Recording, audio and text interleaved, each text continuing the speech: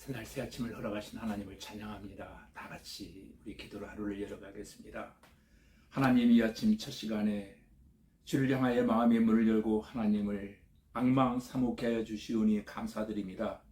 지난밤 평안히 쉬게 하시고 새날 새 아침 우리에게 선물로 허락하사 또 주님 앞에 기도하며 예배로 하루를 열어갈 수 있는 은혜를 주셨습니다. 하나님, 첫 시간을 주와 교통함으로 시작하오니 오늘 하루가 우리에게 더 기쁘고 복되고 감사가 더해지는 은혜 한 날 되게 하옵소서. 예수님 이름으로 기도하옵나이다. 아멘. 지금 주신 하나님 말씀은 창세기 41장 1절로 8절입니다.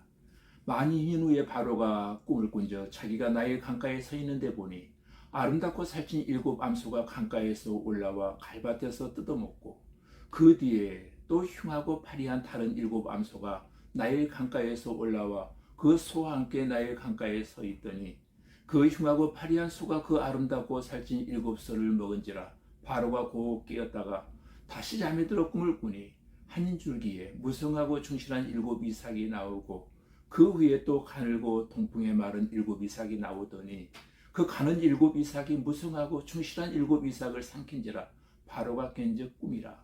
아침에 그의 마음이 번민하여 사람을 보내어 애굽의 점술가와 현인들을 모두 불러 그들에게 그의 꿈을 말하였으나 그것을 바로에게 해석하는 자가 없었더라. 아멘. 지금 읽어드린 창세기 41장을 통해서 바로의 꿈을 해석해 줌으로 말미암아 애굽의 국무총리가 되어져가는 요셉의 모습을 우리가 보면서 하나님의 섭리, 하나님의 일하심의 신묘막측함을 우리가 깨달아 알게 되질 줄로 믿습니다. 여러분, 마침내 오랜 시련과 역경의 때가 지나가고 이제 하나님께서 요셉에 대하여 계획하셨던 그 뜻을 온전히 이루시게 되어지는 장면을 우리가 보게 되어질 것입니다. 오늘 41장 1절부터 8절까지 보시면 요셉의 감옥에서 두 감원장들에게 꿈을 해석해 준 지 만 2년 후에 애굽왕 바로가 또 한 꿈을 꾸게 되었다는 것입니다. 그는 꿈의 강가에 서서 아름답고 살찐 7 암소가 강에서 올라와 갈대밭에서 뜯어먹는데 그 뒤에 또 흉하고 여인 다른 7 암소가 강에서 올라와 강가에 섰다가 그 아름답고 살찐 7 암소를 잡아먹는 꿈을 꾸게 되었던 것입니다. 그는 깨었다가 다시 잠이 들어 또 한 꿈을 꾸게 되어집니다. 그가 보니 한 줄기에 무성하고 충실한 7 이삭이 나오고 그 후에 또 가늘고 통풍에 마른 7 이삭이 나오는데 그 가는 7 이삭이 무성하고 충실한 7 이삭을 삼켜버리는 것입니다. 바로가 깨어보니 꿈이었습니다.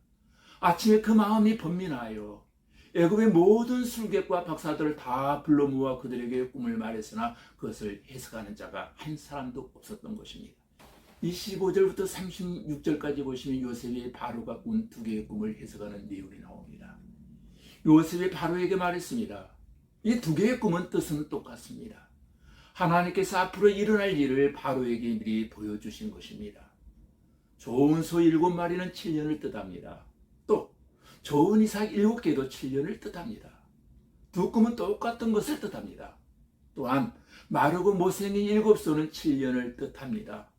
또 동쪽에서 불어오는 뜨거운 바람에 바싹 마른 7 이삭도 7년 동안 가뭄이 있을 것을 뜻하고 있습니다.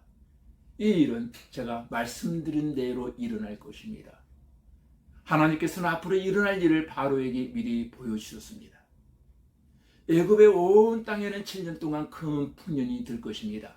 그러나 그 7년이 지나면 7년 동안 가뭄이 들어 가뭄이 온 땅을 뒤덮게 되어질 것입니다. 심지어는 백성들이 풍년이란 것이 무엇인지 기억할 수 없을 정도로 가뭄이 극심해질 것입니다.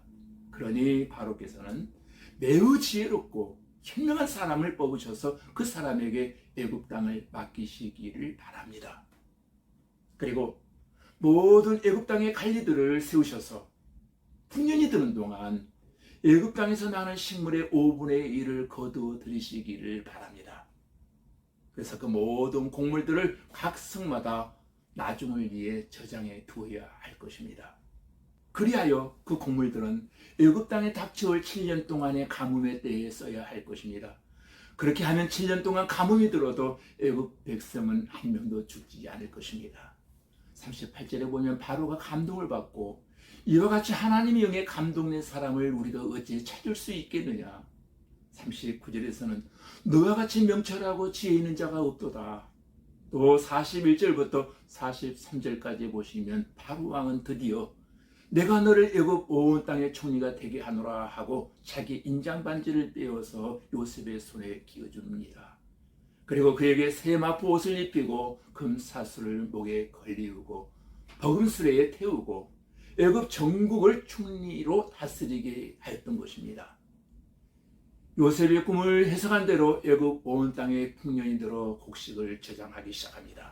그 후에 또 7년 동안 흉년이 들어서 기근이 심할 때 모든 창고를 열어서 백성들을 굶기지 않고 살릴 수 있게 되었던 것입니다. 우리는 창세기 41장에서 다시 한번 하나님의 주권적인 섭리를 보게 되어집니다. 애굽 왕 바로가 꿈을 꾼 것이나 또 술 맡은 간원장이 2년간이나 잊었던 요셉을 다시 기억하게 된 것은 다 하나님의 주권적인 섭리였던 것입니다. 애굽에 팔려 보디발의 집에서 종살이했던 요셉, 억울하게 감옥에 갇혀있던 그를 하나님께서는 바로의 꿈을 해석케 하셨고 왕이 인장을 받아 즉시 총리가 되게 하셨고 왕은 그에게 아내를 얻어주었고 그의 아내는 그에게 두 아들을 낳아주었습니다. 요셉은 13년간의 긴 고난의 터널을 다 통과한 이후에 하루아침에 애굽의 총리가 되는 영광을 얻게 되어진 것입니다. 요셉을 고난의 구덩이에서 들어올려 애굽의 총리가 되게 하신 자는 바로 주권적인 섭리자 하나님이십니다. 우리는 주권적 섭리자이신 하나님을 바로 알고 하나님만을 믿고 의지하는 믿음으로 오늘도 승리있게 되어지기를 주님의 이름으로 축원합니다. 다 같이 우리 기도드리겠습니다. 아버지 하나님, 일개 국가의 왕인 바로 왕의 꿈을 해석함으로 감동을 주는 하나님의 영에 사로잡힌 요셉이 13년 동안의 이루 말할 수 없는 고난 끝에 국무총리가 되는 하나님의 주권적인 섭리와 이 은혜의 드라마를 보면서 우리도 하나님 보시기에 범죄하지 아니하고 인정받는 신실한 성도들이 다 되게 하여 주시고 고난의 구덩이에서 건져 나라와 국가를 위해서 사용하시는 전능적 하나님의 위대한 계획과 전략에 쓰임받는 의의 병기들이 다 되게 하여 주시옵소서. 예수님 이름으로 기도하옵나이다. 아멘.